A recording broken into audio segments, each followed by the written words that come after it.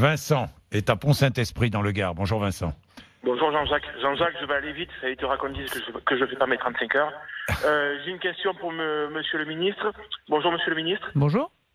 Je me permets de vous poser cette question. Est-ce que vous comptez faire quelque chose pour dégeler le point d'indice parce que De la j'ai fonction un petit publique. salaire.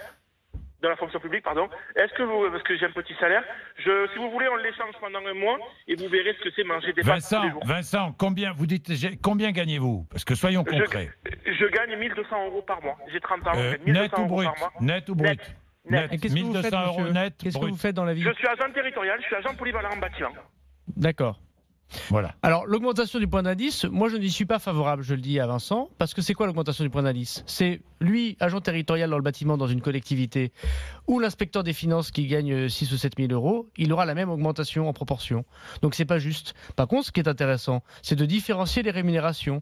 Quand on a peu d'argent, il faut différencier. Pourquoi vous le faites Et pas donc, alors, si vous me laissez terminer, vous allez voir que c'est ce que nous faisons en partie.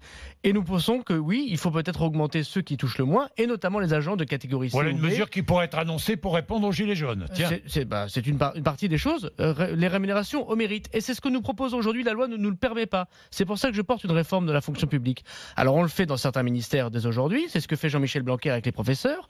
C'est le cas des primes qui est donné pour les professeurs qui sont mal payés, notamment dans les zones difficiles. C'est le cas de la rémunération en plus qu'on fera pour un certain nombre, grâce à un protocole qu'on a signé avec les syndicats notamment, qui voit une augmentation, mais une augmentation différenciée. Et selon les salaires et selon le mérite, pas de manière générale.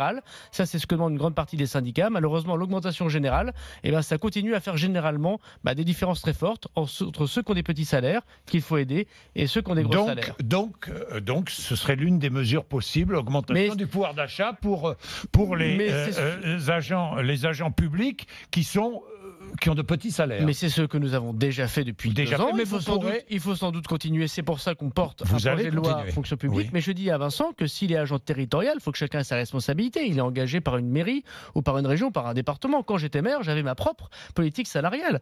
Et donc il faut aussi qu'il aille voir son employeur. L'État ne peut pas tout. Le ministre, il n'est pas responsable de tout. S'il est un agent de l'État, c'est bien sûr l'État. Si c'est un agent des communes ou d'une région ou d'un département, son employeur, c'est son président de région, son président de département ou son maire.